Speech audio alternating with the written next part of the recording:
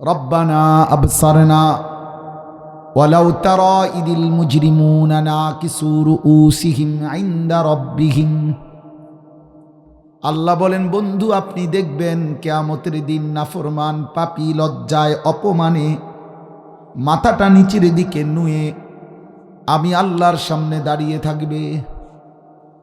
নাকিসু রুউসিহিম, মাথাটা নুয়ে আমি আল্লাহর সামনে দাঁড়িয়ে থাকবে আর বলবে, রব্বানা আবসারনা ওয়া সামি'না ফারজি'না না'মাল সালিহান ইন্না মুকিনুন।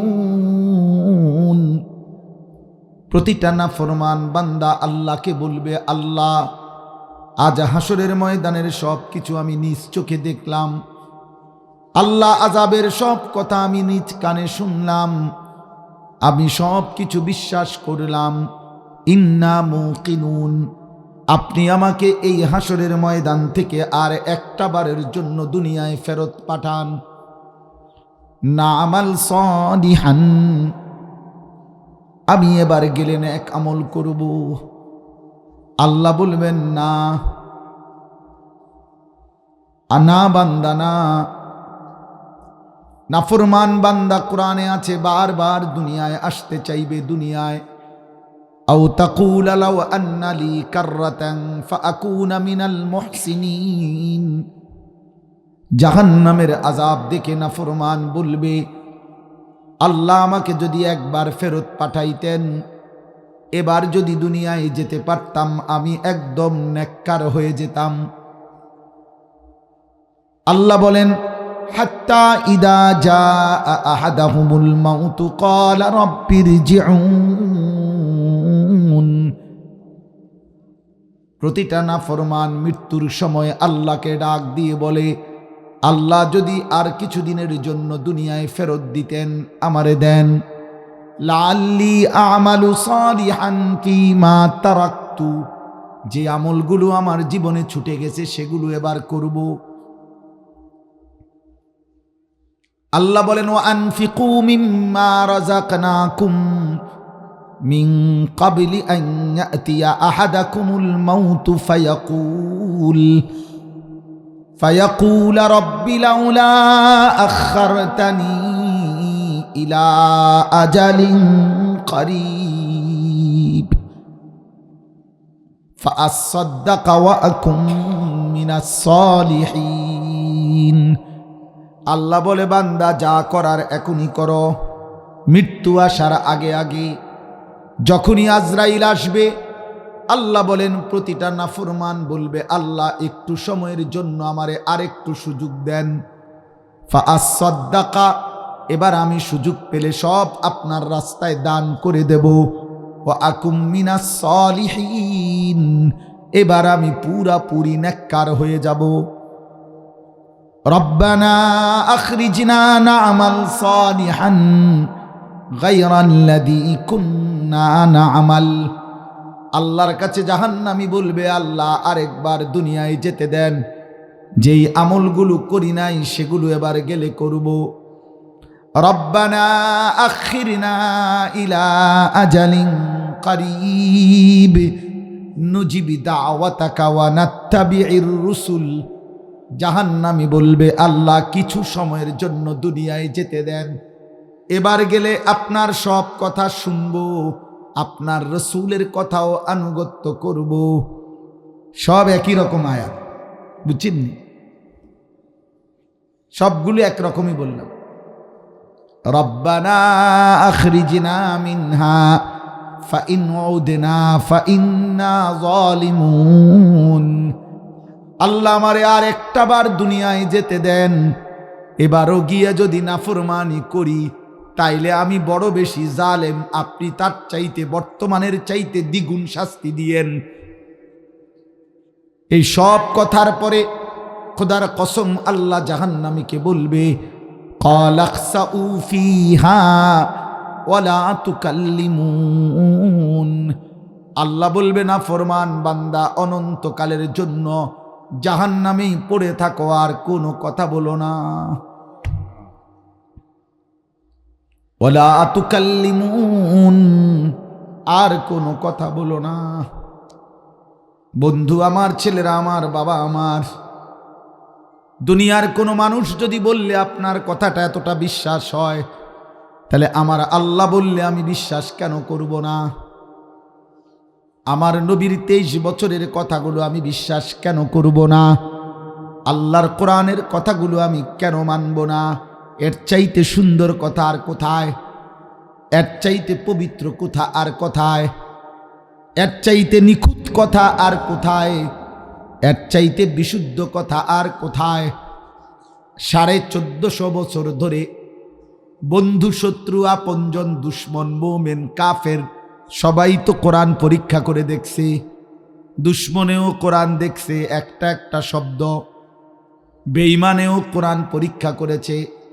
দুই জিনিস সমস্ত বেঈমান পরীক্ষা করে, এক হলো কোরআন, আরেক হলো নবী সাল্লাল্লাহু আলাইহি ওয়াসাল্লামের জিন্দিগি।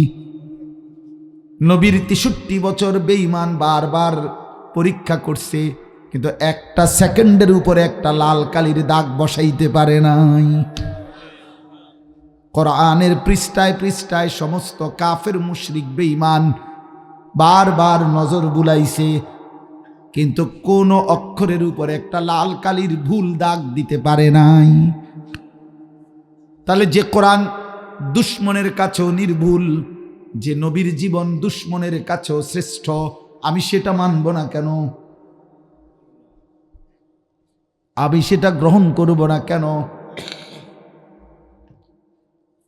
এজন্য তোমরা যারা এই সিনেমার নর্তকী, কাফের মুশরিক কোনো খেলোয়াড়, ফেসবুকের কোনো অপদার্থের কথা শুনে মেনে জীবনটা নষ্ট করতেছ, তোমরা একদম নিচু মানসিকতার মানুষ, একদম নিকৃষ্ট লোক বেটা তুই, বেটা একদম নিচু মানুষ তুই, বেটা তোর কোনো রুচিয়ে নাই, বেটা তোর কোনো রুচিয়ে নাই, চরিত্রই নাই বেটা।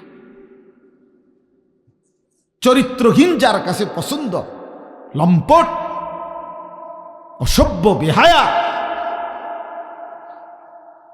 আশ্চর্য! ফুটবল খেলোয়াড়, অসংখ্য আন্তর্জাতিক খেলোয়াড়, যাদেরকে ছেলেরা যুবকরা অনুসরণ করে, মডেল বলে। ওরা কিসের মডেল? প্রত্যেকটা পাশে আরেকজন। আজকে আমার পাশে এখানে মৌলানা সাহেব বসা আছে, ওনার পাশে আমি বসা। আর প্রত্যেকটা বেটা এই খেলোয়াড় বলো আর নায়ক বলো, তো তার সাথে যতবার মিডিয়ার সামনে আসে, ক্যামেরার সামনে আসে, প্রত্যেকবার আরেকটা নর্তকী নারী ওদের পাশে থাকে, অবিবাহিত, যার সাথে তার শারীরিক সম্পর্ক। বলে এটা আমার ফ্রেন্ড, এটা আমার গার্লফ্রেন্ড, এটা আমার বান্ধবী, অথচ বিবাহ বহির্ভূত। এটা এরকম সম্পর্ক একসাথে থাকা চলা, এটা তো কুকুর, বিড়াল, হাইওয়ান, জানোয়ারের চাইতো নিকৃষ্ট আচরণ। তাহলে সে মডেল হবে কেন? সে মডেল হবে কেন?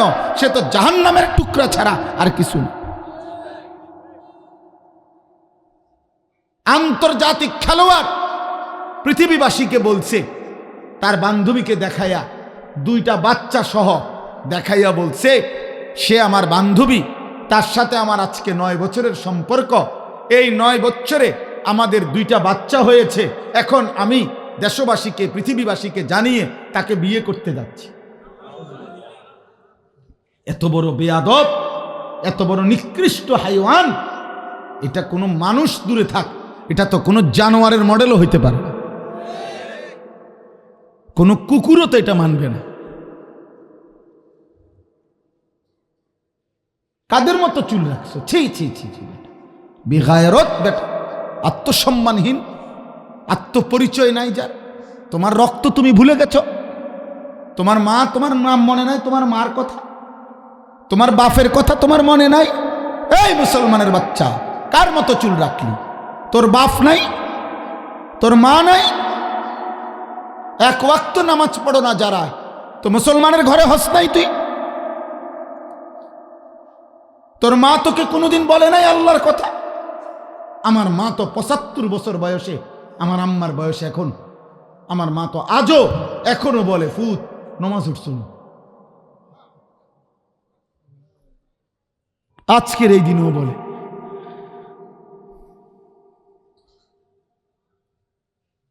আমার পুরো পড়ালেখার জীবনে আমি আমার আব্বারে শুধু একবার বলছিলাম, আব্বা আমি এই মাদ্রাসায় পড়বো না, আরেকটা মাদ্রাসায় ভর্তি করাই দেন আমার। আমার আব্বা বলছে, ফুত পরের বেলা ভাত আমার ঘরে খাইও না, এক লোকমা খাবার খাইবে না, বাইর আমি জেনে দিছি এনেই পড়তে হইব। তো তোমার মা বলে নাই তোমার, তুমি মারে বেইজ্জতি করলা কেন? কোনো মানুষ যখন চরিত্রহীন হয়, কোনো মানুষ যখন যদি জিনা করে, ব্যভিচার করে, মদ খায়, জুয়া খেলে, নারীর সাথে আকামে ধরা খায়, নেশা অবস্থায় ধরা খায়, হারাম টাকা নিয়ে ধরা খায়, তখন মানুষ তো এই কথা বলে বাবা যে আরে তুই কোন মার ঘরে হলি রে, তুই কার পুত্রে? আহারে আরে সন্তান, তোর মা তো অপরাধ করে নাই, কিন্তু তুই তো মারে বেইজ্জতি করলি। তোর মা তোকে 9 মাস বুকে ধারণ করে 2 বছর দুধ পান করাইয়া বিনিময়ে আজকে তোর অসভ্যতার কারণে মা এই তো বিনিময় দিলি বাবা, যে তোর মা আজকে এই কথা শুনলো যে তুই কোন মার ঘরে রয়েছে। তাহলে মায়ের দুধের এই বেইজ্জতি, মা তোমারে 2 বছর দুধ পান করাইয়া এই বিনিময়, মা তোমারে 9 মাস গর্ভে ধারণ করে এই বিনিময় দিলাম। আরে সেই মা যদি একবার বলে, কোনো অপমানিত মা, তোমার কারণে যে মা বেইজ্জতি হইছে, যে বাবা বেইজ্জতি হইছে, ছেলেরা মনে রাখো বাবা, কোনো মা যদি একবার বলে ফেলে, ফুত তুই কেমনে আমার এত বড় বেইজ্জতি করলি, খোদার কসম এই বদদুয়া আল্লাহর আরশ পর্যন্ত পৌঁছতে 1 সেকেন্ড লাগবে। 1 সেকেন্ড লাগবে, তোমার দুনিয়া আখেরাত শেষ হয়ে যাবে। নবীজি বলেন না, নবী বলছে হুমা জান্নাতুকা ওয়া নারুকা, তোমার বাবা মাই তোমার জান্নাত, তোমার বাবা মাই তোমার জাহান্নাম। তাহলে বাবার মনে কষ্ট দিয়া, মায়ের মনে কষ্ট দিয়ে বাবা মাকে বেইজ্জতি করে, বাবাকে অপমানিত করে তুমি আখেরাতের মুক্তি কিভাবে পাইবা? কেমনে মিলবে রে বাবা, বলো না, আমারে বুঝায় কও। আমার কথা শেষ, আমি এতটুকু কথাই আজকে বললাম। জোয়ান বাবা, কিশোর যুবক ছেলে বাবা, তোমরা আমার বাবা, আপনারা যারা বয়স্ক, আপনারা প্রত্যেকেই যার যার জায়গায় স্বামী স্ত্রী পরামর্শ করেন, বাবা মা পরামর্শ করেন। আপনি আরেকবার ভাবেন, আপনি আপনার স্ত্রী ছেলে মেয়ের ঈমান, আমল, নামাজ, আখেরাত এর জন্য আপনার কার্যকর বেনামাজি জিফুত নাতি নাতনি ঘরে রাখা, আল্লাহ নাই, খোদা নাই, নামাজ নাই, সেজদা নাই, দিন নাই, শরীয়ত নাই, পর্দা নাই, ইজ্জতের আব্রুর কোনো খবর নাই, নাটক, সিনেমা, টেলিভিশন, নর্তকীর নাচ গান দেখে, মোবাইলের উলঙ্গ ছবি দেখে, বেহায়া ঘর থেকে বের হয়, স্ত্রী, কন্যা, ছেলে মেয়ে, বোন, এরকম নাফরমান পরিবার রাইখা আমি হাত জোর করে বলি বাবা, কবরে যাইয়েন না। আপনি কষ্ট পাইবেন আব্বা, আপনার মাইরা সমান করে লাগবে, আপনারে ফেরেশতা আড্ডি সমান করে লাগবে। আপনি কবরে যাইয়েন না, আপনি মইরেন না, আপনি আতফাও দইরা অথবা কোনো ফিলার দইরা রাখা আপনি ধরে রাখবেন, কোনো গাছের গোড়ালি ধরে রাখবেন, কইবেন ফেরেশতারে যেন আমি যাইতাম না কবর। আমার ছেলে নামাজ পড়ে না, আমার মেয়ে পর্দা করে না, আমার স্ত্রী পর্দা করে না, আমার ঘরে নামাজ নাই, আমার ঘরে আল্লাহর কোরআন নাই, আমার ঘরের কেউ ফজরের নামাজ পড়ে না, কবরে যাইয়েন না, কষ্ট পাইবেন। অতএব আজকে এতটুকু ভেবে, যুবক ছেলে, কিশোর ছেলে, বাবা তোমরাও আমার জীবনের ফিকির আব্বা, আমি আসলে দিন রাত একটা ফিকিরে আসি, চেষ্টা করি আর কি। এই চেষ্টাটাই হলো আমাদের একটা বিশ্বাস, আমাদের ওলামাদের একটা ভাবনা এখন, যে এই মুহূর্তে যাদের বয়স 14, 16, 18, 20, এখনকার এই জেনারেশন, এখন যে ছেলেগুলোর বয়স 30-এর নিচে, আমাদের একটা আশা, আমরা একটা ভাবনা যে ইনশাল্লাহ এই ছেলেগুলো যদি নামাজ রোজা বন্দিগি করে, পাক নাফাক হালাল হারাম মাইনা চলে, ওযু নামাজ পড়ে, ইনশাল্লাহ আমাদের দিল বলে খুব অল্প সময়ের মধ্যে এদের হাতেই এদের সামনেই মাহদী আসবে ইনশাআল্লাহ। এবং এদের মধ্যে যে সমস্ত ছেলে ইমানদার, চরিত্রবান, নামাজি, ইনশাআল্লাহ এরা মাহাদির সৈনিক হবে এবং এদের হাতেই বিশ্বময় কালেবার পতাকা উড়বে ইনশাআল্লাহ। এটা আল্লাহওয়ালা ওলামাদের এখন ধারণা। এই জন্য আমরা চাচ্ছি মুসলিম বর্তমান প্রজন্ম এটা বাঁচানো দরকার, এই জেনারেশন ধরা দরকার। অর্থাৎ এই জেনারেশন যদি ইনশাআল্লাহ নামাজ পড়ে, দিন মানে, আল্লাহ চিনে, তাহলে দাজ্জালের হাত থেকে বাঁচবে, কোটি কোটি মানুষকে আল্লাহর দিকে ডাকতে পারবে।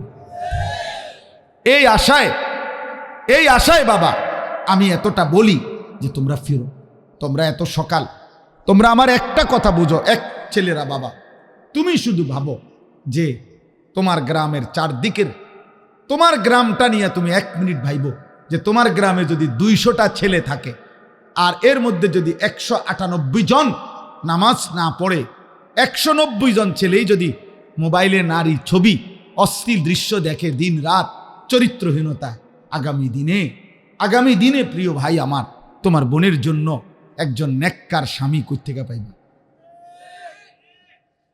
আগামী দিনে তোমার কন্যার জন্য চরিত্রবান স্বামী কই পাইবা?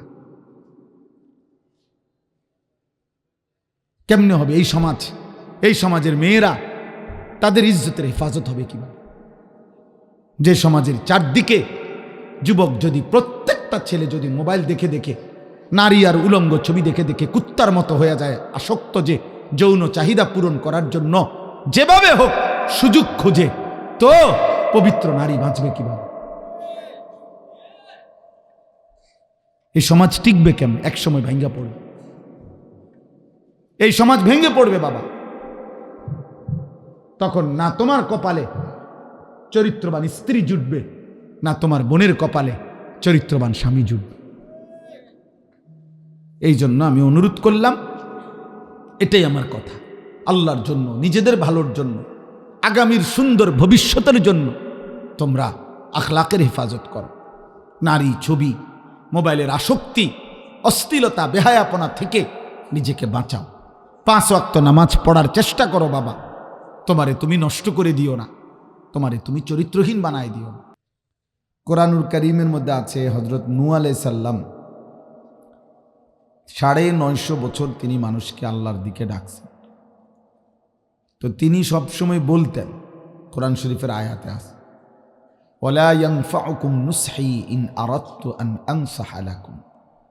হে আমার জাতি, আমি যতই তোমাদেরকে উপদেশ দিচ্ছি, আমার কোনো উপদেশে কোনো উপকার আসবে না।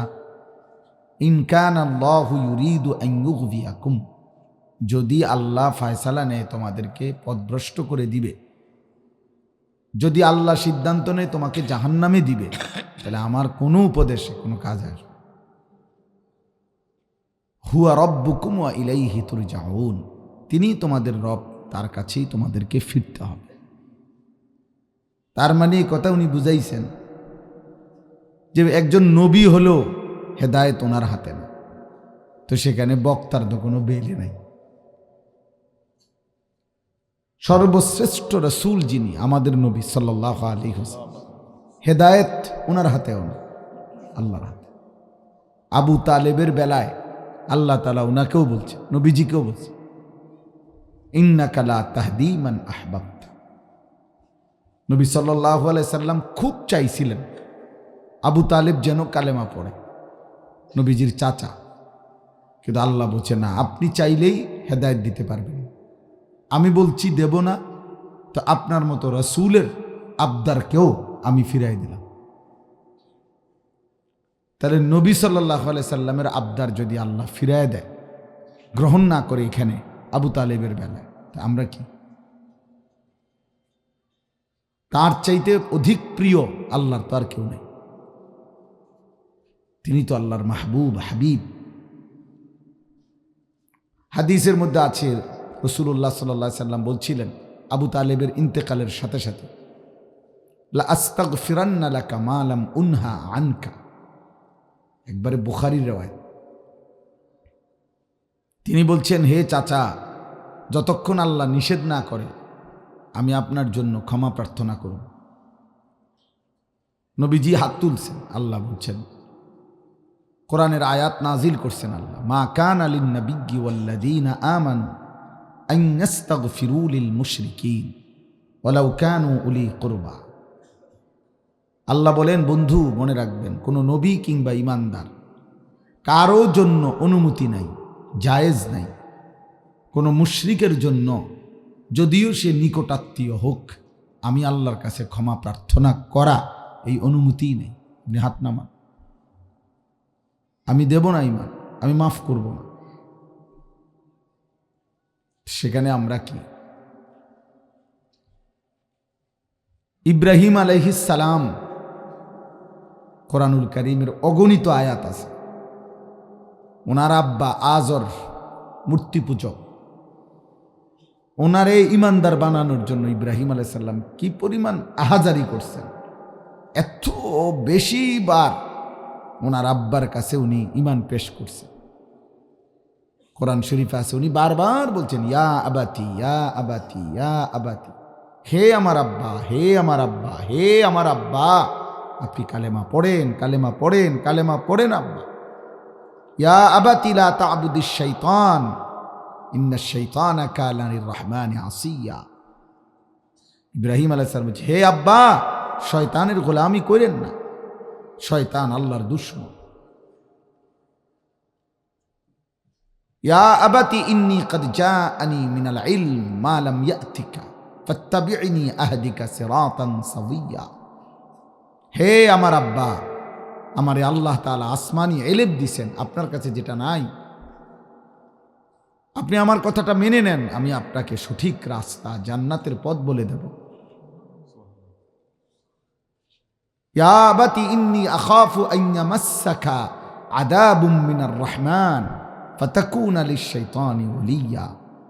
হে আব্বা, আমি ভয় করছি আপনি যদি ঈমান ছাড়া কবরে যান, জাহান্নামের আগুন আল্লাহর পক্ষ থেকে আপনাকে স্পর্শ করবে, আপনি শয়তানের বন্ধু হয়ে যাবেন। আপনি এটা কইরেন না আব্বা। ইয়া আবাতি লিমা তা'বুদু মা লা ইয়াসমাউ ওয়া লা ইউবসিরু ওয়া লা ইউগনি আনকা শাইআ। হে আব্বা, এ কেমন মূর্তির পূজা করেন যে কিছু শুনে না, কিছু দেখে না, ন্যূনতম কারো কোনো উপকার করতে পারে না। এইভাবে বারবার এক একবার এক এক কথা বলছে উনি, অথচ ওনার আব্বা প্রতিবারে বলছে, লা ইল্লাম তানতাহি লা আরজুমান্নাকা ওয়াহজুরনি মালিয়া। ওনার আব্বা আজর মুশরিক বাবা বলতেছে, যদি তুমি হে ইব্রাহিম আমার মূর্তির বিরোধিতা না ছাড়ো, আমি তোমাকে পাথর মেরে হত্যা করব এবং তেজ্য পুত্র করে বাড়ি ছাড়া করে দেব। সন্তান চাচ্ছে ঈমান বাবার, আর বাপে কয় পাথর মেরে ভাই। তাইলে আল্লাহ তাআলা বলছেন, ইব্রাহিম আমি দেব না হেদায়েত। তো ইব্রাহিমের মতো নবীর হাতেও হেদায়েত নেই। নূহ আলাইহিস সালাম 950 বছর চেষ্টা করছেন মানুষকে জাহান্নাম থেকে বাঁচাইতে। তো সেই সন্তান উনার কেনআন শেষ যখন তুফানের পানিতে ডুবে যাচ্ছে, তখন তিনি বলতেছিলেন, ইয়া বুনাইয়ার কাম মা'ানা ওয়ালা তাকুম মা'আল কাফিরিন। হে আমার প্রিয় সন্তান, শেষবারের মতো বলি আব্বা, আমি আর কাউরে কিছু বলবো না বাপ, আমি আমার 950 বছর বলে গেছি, আজ আল্লাহর তুফান শুরু হয়ে গেছে আব্বা, কিন্তু তুমি সন্তানকে শেষবারের মতো বাবা, আর কোনো দিন এই পৃথিবীতে আমি কাউকে বলবো না, আর কোনো দিন কাউকে কালেমার দাওয়াত দেব না, আর কাউকে জাহান্নাম থেকে বাঁচাইবার জন্য আর চেষ্টা করব না, আমি শেষ। কিন্তু এই শেষবারের মতো তোমাকে বললাম, তুমি আমার সঙ্গী হও, ইমানদারদের সঙ্গী হও, কাফের মুশরিক বেঈমান নাফরমানদের সঙ্গে থেকো না। ছেলেটা আসে নাই। আল্লাহ বলেন, ওয়াহালা বাইনাহুমাল মাউজু ফাকানা মিনাল মুগরাকিন। আল্লাহ বলেন, একটা ঢেউয়ের ধাক্কা লাগছে, তুফানের, ছেলেটা ডুবে গেছে। নূহ আলাইহিস সালাম হাত তুলছে আল্লাহর কাছে, রব্বি ইন্না ইবনি মিন আহলি। আল্লাহ, আমার সন্তান যেটা ডুবে যায় ও আমার পরিবার, ও জাহান্নামের আগুনে পুড়বে, এটা আমি বাবা হয়ে কেমনে মানি? আমি 950 বছর আল্লাহ মানুষকে জাহান্নাম থেকে বাঁচাইতে চাইছি, আজ আমার ছেলে জাহান্নামে যাবে, আমি এটা মেনে নেই কিভাবে? মেনে নেই কিভাবে? আল্লাহ বলছে না না, নূহ আরো বললেও হবে না, আমি হেদায়েত দেব, আমি ঈমান দেব না, আমি মাফ করব না। কোরআন শরীফে আছে ইন্নী আইযুকা আন তাকুনা মিনাল জাহিলিন। আল্লাহ বলছে নূহ সাবধান, তুমি নবী, তুমি চাইও জাহেলদের মতো, মূর্খদের মতো আচরণ করো না। তুমি আমার নবী, তুমি কথা বলতে সাবধান। তোমার না আমি বলছি আমি হেদায়েত দেব না, আবার বলতেছো কেন, পিরাপিরি করতেছো কেন? নূহ আলাইহিস সালামকে আল্লাহ তাআলা ধমক দিয়েছেন, বিষয়টা কি? তোমার না নিষেধ করলাম। এরপরে আছে আয়াত, নূহ আলাইহিস সালাম তখন আল্লাহর কাছে মাফ চাইছে, আল্লাহ আমার ভুল হয়ে গেছে, আমি খেয়াল করি না, আমার ছেলে জাহান্নামের আগুনে পুড়বে। এই কথা মনে হওয়াতে আমি আল্লাহ আপনার ফয়সালার কথা ভুলে গেছি। আমার সন্তানের প্রতি আবেগ, আমার সন্তানকে জাহান্নাম থেকে বাঁচানোর চেষ্টা আমারে সব ভুলাই দিছে মাওলা, আমি ভুল করে ফেলছি। ওয়া ইল্লা তাগফিরলি ওয়া তারহামনি, আপনি যদি আমারে মাফ করে না দেন, দয়া না করেন, আকুম মিনাল খাসিরিন, তাহলে আমি নবী হয়েও ক্ষতিগ্রস্তদের অন্তর্ভুক্ত হয়েছে। কি বুঝলি? আল্লাহ তাআলা নবী সাল্লাল্লাহু আলাইহি সাল্লামের হাত ফিরাই দিছে, ইব্রাহিমের হাত ফিরাই দিছে, নূহ নবীর হাত ফিরাই দিছে। এই জন্য ছেলেরা তোমরা বুঝতেছ না, হ্যাঁ বাবা, মালিক যারে ঈমান দিছে, মুসলমানের পরিচয় দিছে, মা বাবার সূত্রেও যাদেরকে আল্লাহ আমাদেরকে ইসলামের পরিচয়টুকু দিছে, আমরা মুসলমানের ঘরে জন্ম নিছি, খোদার কসম কবরে আর হাসরে টের পাবে এই নিয়ামত কত বড় নিয়ামত ছিল। 60 বছর যার জীবন চলে গেল কবরে, 70 বছর যার জীবন চলে গেল কবরে গেল, অথচ যে তার রবের পরিচয় কালেমাটুকু কোনো দিন পড়তে পারল না, সে বুঝবে কবর কত ভয়ঙ্কর, জাহান্নাম কত ভয়ঙ্কর। কোরআনুল কারীমের মধ্যে আছে, বারবার আছে, প্রত্যেক জাহান্নামী আল্লাহর কাছে আফসুস করবে জাহান্নামের আগুন। ইয়াউমা তুকাল্লাবু ওয়ুজুহুহুমুন নার, আল্লাহ বলে জাহান্নামের আগুনে নাফরমান জাহান্নামীর চেহারা উলট পালট করানো হবে। মাছ যেমনে কড়াইয়ার তেলের মধ্যে উলট পালট করে ভাজে, জাহান্নামীকে ফেরেশতারা জাহান্নামের আগুনে এমন উলট পালট করে পোড়াবে। ইয়াউমা তুকাল্লাবু ওয়ুজুহুহুমুন নার ইয়াকুলুনা ইয়া লাইতানা আতা'না আল্লাহ ওয়া আতা'না আর-রাসূলা, আর জাহান্নামী তখন প্রতি সেকেন্ড সেকেন্ড আফসুস করবে আর বলবে, হায় আফসুস, আমি যদি আল্লাহ এবং তার রাসূলের আনুগত্য করতাম, আমার হাতে তো সময় ছিল, আমি যদি নামাজ পড়তাম, আমার তো সুস্থতা ছিল, আমি যদি সেজদা দিতাম, আমার কাছে তো কিছু টাকা ছিল, আমি যদি সাদাকা করতাম, আমি তো পারতাম হালাল ভাবে চলতে, আমি যদি মিথ্যা না বলতাম, সুদ না খাইতাম, চুরি না করতাম, ওজনে যদি কম না দিতাম, একটু কম খাইতাম নাই তো, একটু অভাবে পড়তাম নাই তো, আর কি। এই জন্য কিশোর যুবক ছেলেরা, তোমাদের কাছে বলি, একজন মানুষের সুস্থতার সময় যৌবন, কিশোর, শরীর স্বাস্থ্য যৌবন সব সুন্দর, সব কিছু সুস্থ, এখন উল্লেখযোগ্য কোনো রোগ শোক ব্যাধি 40 বছরের আগে মানুষের কম হয়, আল্লাহর পক্ষ থেকে যৌবনকালে কম হয়। তাহলে এমন সুস্থ সবল টাইমটা যার হায়াত থেকে চলে যাচ্ছে, অথচ 24 ঘন্টা পরে এই অপদার্থ বলতে পারবে না যে গত 24 ঘন্টায় কি করছে, উল্লেখযোগ্য কিছুই করতে। এরকম অগণিত যুবক ছেলে তোমরা যারা 24 ঘন্টায় বলতে পারবা না যে কি করছো, হয় মোবাইল টিপছো, নয়তো নারী দেখছো, নয়তো ছবি দেখছো, উলঙ্গ দৃশ্য দেখছো, বুট বাদাম খাইছো, চটপুটি খাইছো, অসৎ কিছু চরিত্রহীন লম্পট কিছু বন্ধুর সাথে আড্ডা দিছ, যেই অসভ্য তোমারে হয়তো নারী, ছবি, উলঙ্গ অসভ্য কথা ছাড়া আর কিছু বলে নাই, এমন কিছু জন্তু জানোয়ারের মতো বদ আখলাক, কুকুরের মতো বদ স্বভাব, নিকৃষ্ট কিছু হাইওয়ানের সাথে, মানুষরূপী জানোয়ারের সাথে হয়তো সময়টা শেষ করছে। আর কি আর কি? তে এমন সুন্দর স্বাস্থ্য, শরীর, যৌবন, সুস্থতা এইটুকু মাত্র অনাদরে অবহেলায় শেষ করে দিলাম। 5:30 বাজে বা 5:20 এই টাইমে সন্ধ্যা হইল, আবার সেই 6:30 বাজে সূর্য উঠল। তার মানে এই টানা 13 ঘন্টার মতো, 13 ঘন্টা রাত পার হয়ে গেল, একটা সেজদাও দিলা না, একবারও আল্লাহর নাম মুখ দিয়া উচ্চারণ হইল না।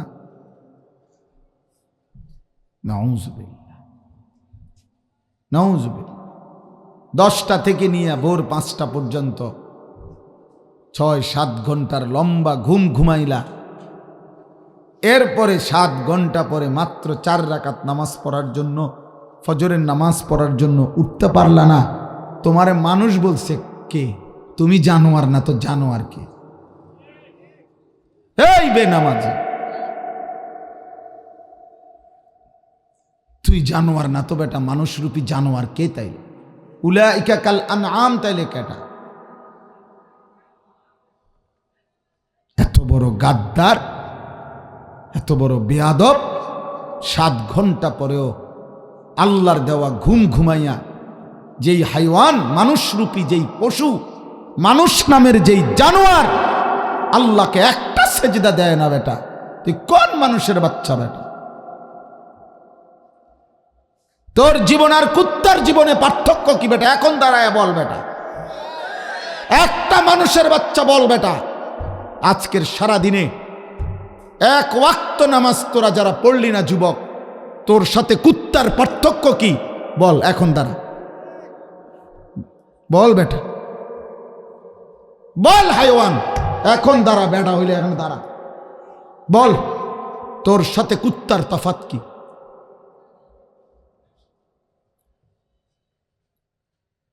তোর জিন্দিগি আর কুত্তার জিন্দিগি পার্থক্য কি বল? পেশাব করছো, কুত্তাও পেশাব করছে।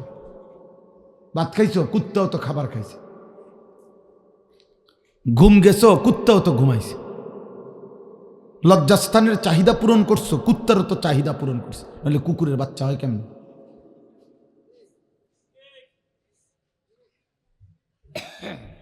বল বেটা, একটা বেনামাজি বলো, এই বাবা বলো। মৌলানা সাহেব বললেন এই মাত্র ফজরের নামাজ, ইশার নামাজ, বুখারীর মুত্তাফাক হাদিস, বুখারী মুসলিম, আল্লাহর নবী বলছেন এশার নামাজ এবং ফজরের নামাজ যে পড়ে না সে মুনাফিক। সার্টিফিকেট দিছেন, ইন্না আসকালা সালাতিন আলাল মুনাফিকিন সালাতুল ইশা ওয়া সালাতুল ফজর। নবীজি বলছে যারা মুনাফিক তাদের জন্য সবচেয়ে কঠিন 2টা নামাজ, এশার নামাজ এবং ফজরের নামাজ। মুনাফিক ওইটা, মুনাফিক। তার মুনাফিকের জন্য নবী সুপারিশ করবে না। আমনে জিগাই, নবী সাল্লাল্লাহু আলাইহি ওয়াসাল্লাম কাফেরের জন্য সুপারিশ করবে না, মুশরিকের জন্য সুপারিশ করবে না, মুনাফিকের জন্য সুপারিশ করবে না। আব্বা কোরআন শরীফে আছে, কোরআন শরীফে নবী তার হায়াতে মুনাফিক সর্দার আব্দুল্লাহ ইবনে উবাই, নবীর জামানায় মদিনায় মুনাফিক তার জানাজা পড়ে দোয়া করতে চাইছিল, আল্লাহ নিষেধ করছে। হাত নামান, সূরা তাওবার মধ্যে আছে নাকি? আল্লাহ তাআলা বলছে হাত নামান বন্ধু, সাবধান, মুনাফিকের জন্য হাত তুলবেন না।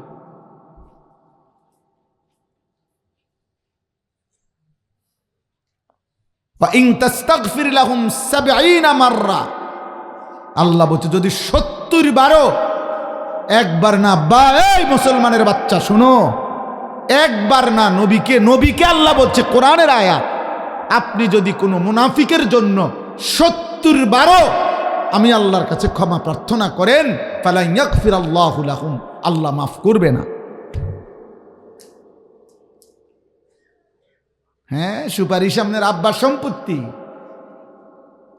হাসরের ময়দানে নবী সুপারিশ করবে এই জিলাপি 2 কেজি দিয়া, বিরিয়ানি 2 ফোটলা দিয়া। হ্যাঁ, কেডা বুঝাইছে আপনার? এটা আপনারে কে বুঝাইছে?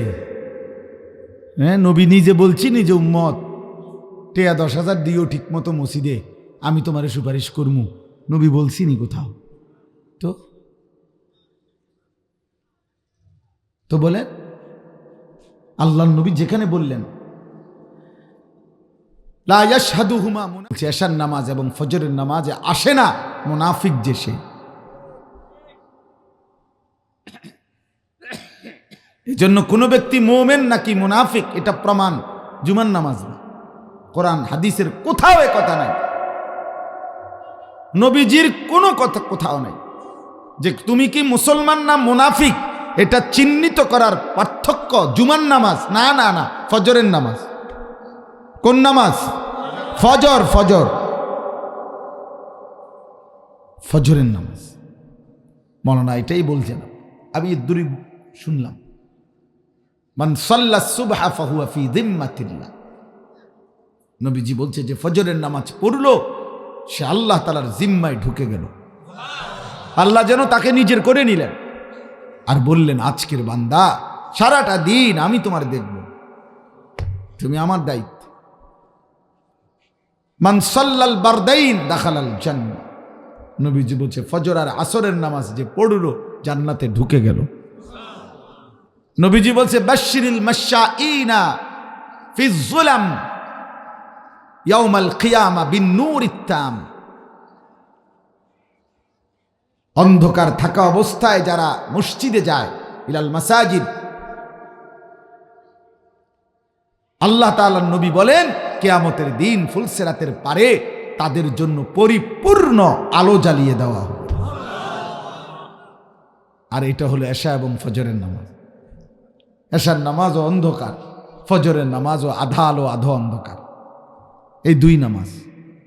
নবীজি বলছে এশা এবং ফজরের নামাজে যে কষ্ট করে মসজিদে যায়, কিয়ামতের দিন ফুলসিরাতের 30,000 বছরের অন্ধকার রাস্তায় সবচেয়ে পরিপূর্ণ আলো জ্বালিয়ে দেওয়া হবে ওই ব্যক্তির জন্য, বিন-নূরিত তাম, পূর্ণ আলো জ্বালিয়ে দেওয়া। আজকে তোমরা কিশোর যুবক, তোমরা আজকে পরিবার হারা, বেঈমানিটাই চাইছে। কাফের মুশরিকদের দীর্ঘদিনের চেষ্টা ছিল এটা।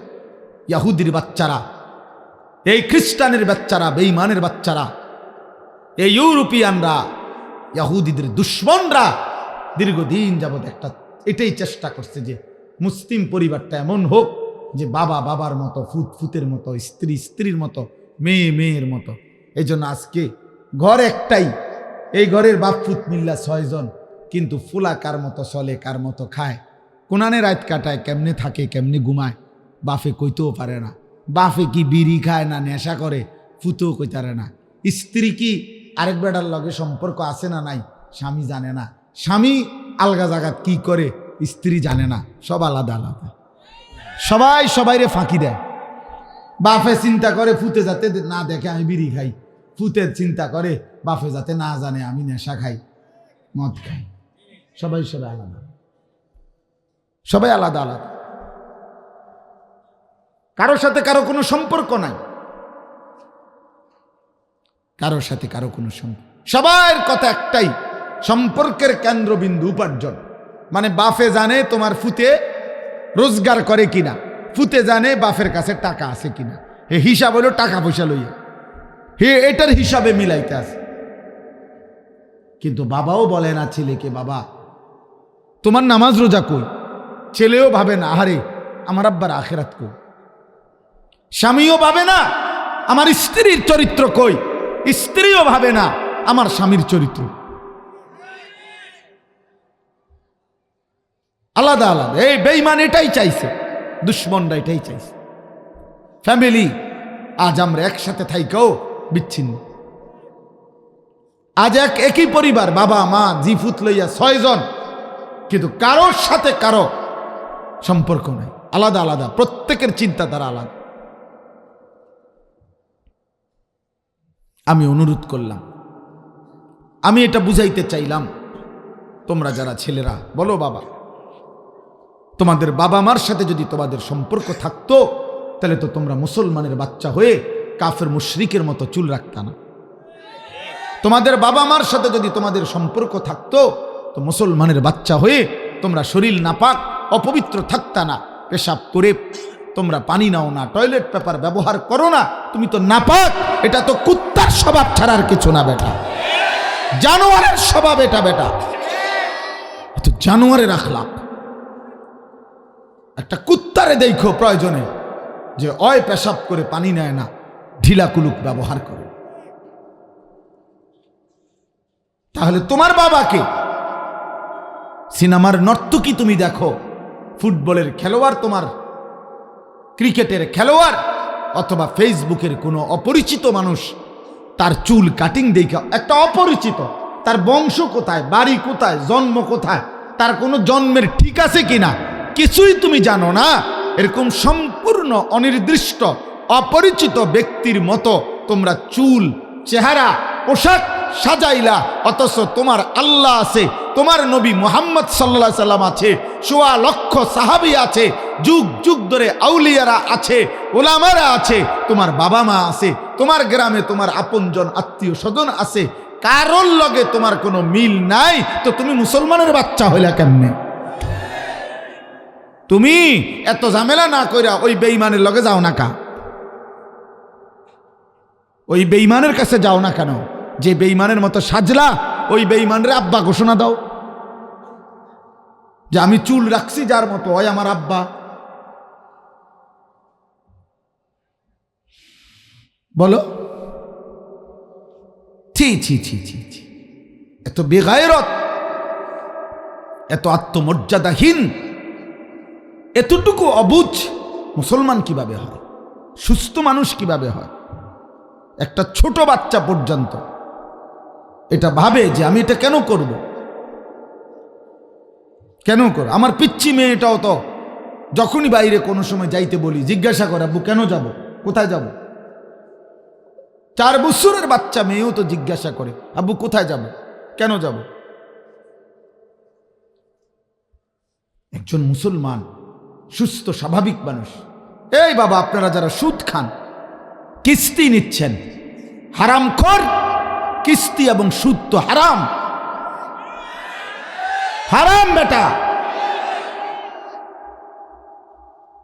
সুদ খাওয়া আর হারাম গোশত খাওয়া তো বরাবরই কথা, কারণ কুত্তা হারাম করছে যিনি, সুদ তো হারাম করেছেন তিনি। কুকুরের গোশত হারাম এটা যিনি বলেছেন, সুদ খাওয়া হারাম এটা তিনিই বলেছেন। আল্লাহই তো হারাম করছে, তো মানবেন না কেন? সন্তান মানুষ হবে না আব্বা, এই ভাতে খাইতেন পারবেন, আমনও ভাত খাইবেন, হেতো ভাত খাইবেন, শেষ পর্যন্ত বাথরুম আর কিছু না, টয়লেট বাথরুম আর কিছু না, এই বন, বিড়ি, সিগারেট, পেশাব, পায়খানা, আর এই ভাত কতটি খাওয়ান, এরপরে শেষ। আহা, একদিন কবরে গিয়ে দেখবেন কিছুই নাই।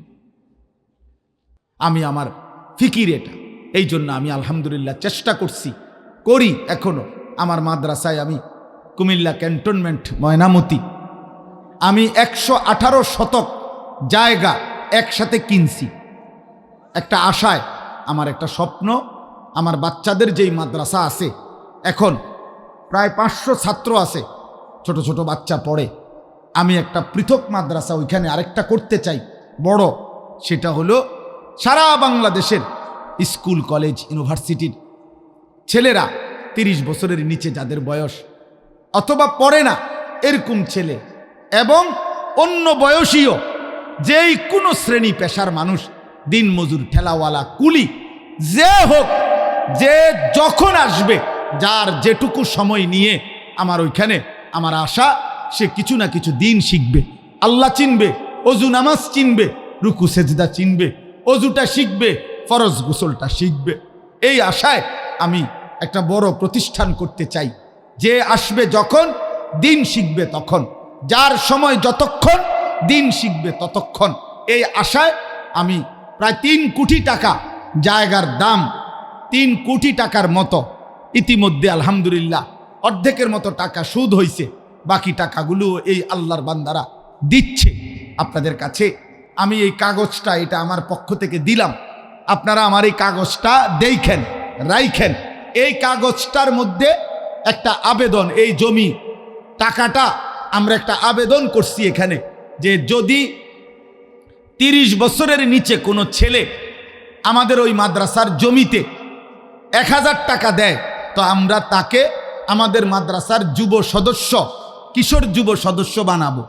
আর যেই কোনো বয়সী, অন্য বয়সী কেউ যদি এক মুসল্লা পরিমাণ, নামাজের যায় নামাজ পরিমাণ 4200 টাকা কেউ আমাদের মাদ্রাসার ওই জমিতে দেয়, আমরা তাকেও আমাদের মাদ্রাসার আজীবন উন্নয়ন সদস্য বানাবো। এই জন্য যদি সুযোগ হয় সামনে হাতে পারেন, অথবা এখানে বিকাশ নাম্বার আছে, অ্যাকাউন্ট নাম্বার আছে, আপনাদের যখনই সুযোগ হয়, পারলে যার ভাল লাগে ছেলেরা বাবারা আমাদের এই মাদ্রাসার এই জমিতে আপনারা একটু একটু অংশগ্রহণ করেন, শরীক থাইকেন, ইনশাআল্লাহ সাদকায়ে জারিয়ার সওয়াব হবে, আপনারাও সওয়াব পাবেন, যতদিন দিনই খেদমত চলবে। আপনাদের কাছে আমার অনুরোধ রইল, যুবক ছেলেরা বাবা, তোমরাও তোমাদের কত টাকা তোমরা খরচ করো, তো আল্লাহর জন্য, নিজের ভালোর জন্য, আখিরাতের জন্য, একটা সুন্দর দ্বীনি প্রতিষ্ঠান গড়ার জন্য আমাদের এই মাদ্রাসায় তোমরাও পারলে অংশগ্রহণ কইরো। আমরা আমাদের মাদ্রাসায় প্রত্যেক বন্ধের পরে, প্রতি পরীক্ষার বন্ধের পরে 3 দিন কিশোর যুবক স্কুল কলেজের ছেলেদের জন্য কোর্স করি, অজু নামাজ সূরা কেরাত শিখাই। এই পর্যন্ত 2 বার হইছে। এই বছর একেবারে বরাবর হিসাব করা প্রায় 500-র মতো স্কুল কলেজের ছাত্র 3 দিন করে থাইকা আমাদের ওইখানে অজু নামাজ শিখছে, অল্প কয়টা সূরা কেরাত শিখছে। তো এই জন্য আগামীতে আমরা এটারও বড় করে করব, মাদ্রাসা বড় করে আলাদা শিক্ষক কর্মচারী রেখে করতে চাই। আল্লাহ তাআলা যেন আমাদেরকে তৌফিক দান করে, আজকের এই মাহফিল যেন আল্লাহ কবুল করে।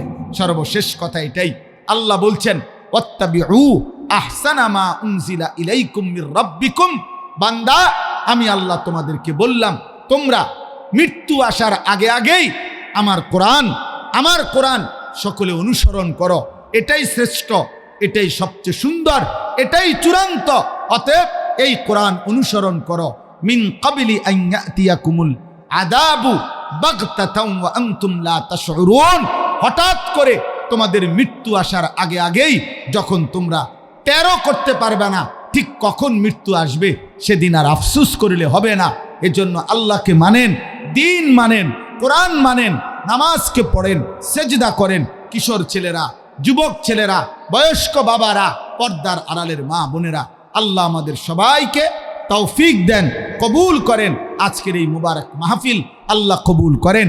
ডাক্তার আল আমিন সহ যতজন যুবক ভাই তার সাথে এই মাহফিলের সম্পৃক্ততা, যাদের বাড়ি, যাদের সমাজ কল্যাণ ঐক্য পরিষদ, আল্লাহ সকলকে কবুল আর মঞ্জুর করে নেন।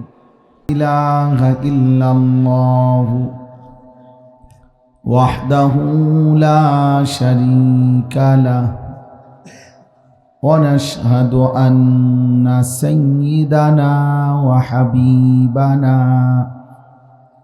ওয়া মাওলানা মুহাম্মাদান আবদুহু ওয়া রাসূলুহু, আম্মা বা'দ, فأعوذ بالله من الشيطان الرجيم. بسم الله الرحمن الرحيم.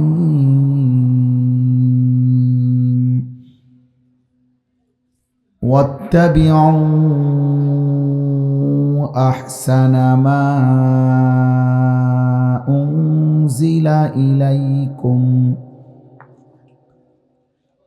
মা উনজিলা ইলাইকুম মির রাব্বিকুম মিন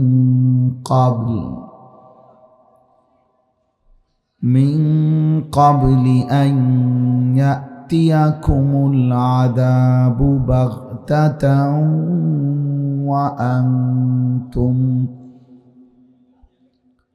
وأنتم لا تشعرون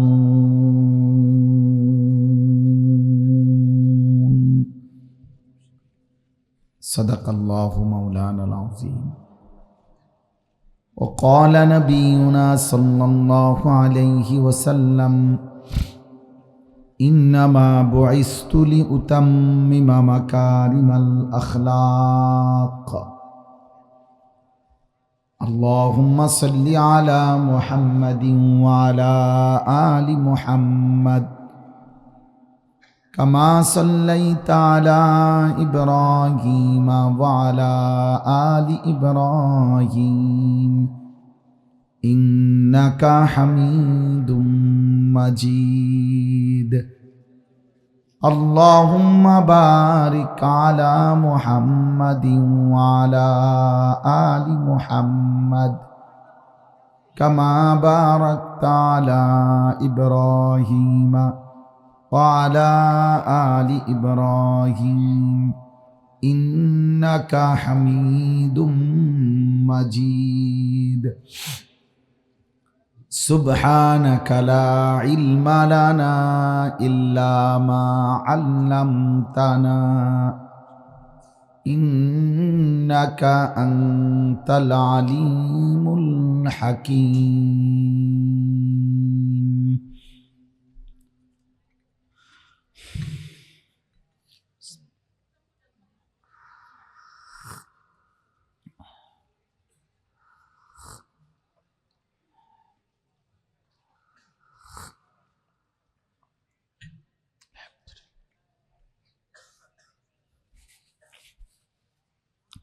আলহামদুলিল্লাহ আল্লাহ পাক রব্বুল ইজ্জাত জুল জালাল ওয়াল ইকরামের ফজল কারাম রব্বুল আলামিনের অপরিসীম ইহসান মেহেরবানি দয়া আল্লাহ তাআলা আমাদেরকে আজ 14 ডিসেম্বর 2025 রোজ রবিবার বিবাড়িয়া জেলা নবীনগর উপজেলাধীন চর গোসাইপুর ফুরাগাজী বাড়ির সমাজ কল্যাণ ঐক্য পরিষদের উদ্যোগে সকল মুর্দে গানের রুহের মাগফিরাত কামনায় প্রথম বার্ষিক ইসলামী সম্মেলনে আল্লাহ তাআলাই আমাদেরকে আসবার বসবার আল্লাহর জন্যই জমা হওয়ার তৌফিক দান করেছেন আলহামদুলিল্লাহ। নওজোয়ান ভাই তোমরা একটু পিছাও, চাচা আপনি ওখানে কষ্ট করে না বসে, না না আপনার বসে আরাম হয় না, সরো তোমরা আরো যাও, ওইখানে বসেন, ওইখানে আমি বললাম এইখানে আপনি ঠান্ডা লাগবে ওই চাটাইটা, হ্যাঁ ওখানে বসে।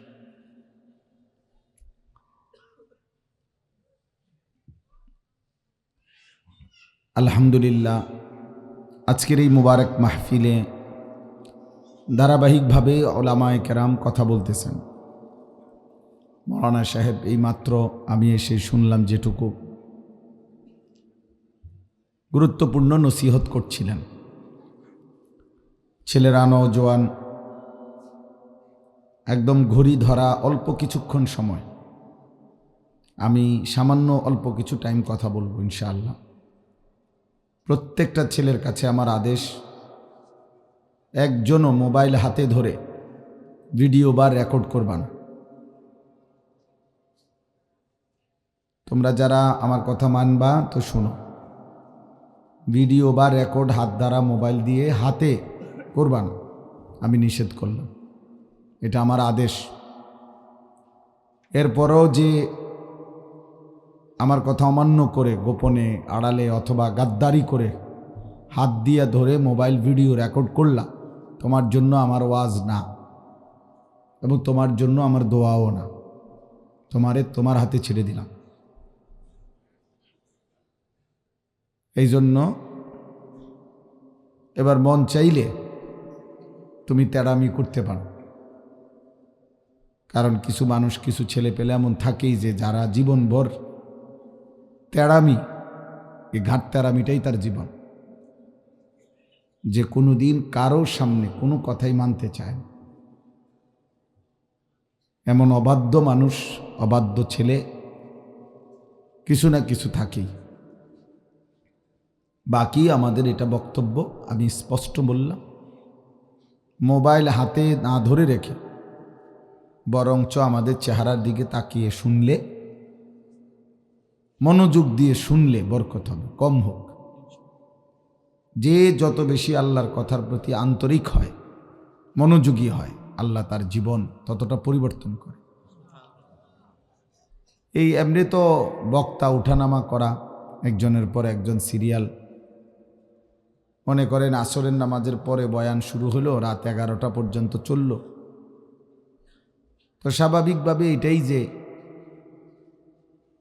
একজনের পর একজন বক্তা বদলাইতেই হবে, কারণ একজন মানুষ তো আর 6 ঘন্টা ওয়াজ করতে পারবে না।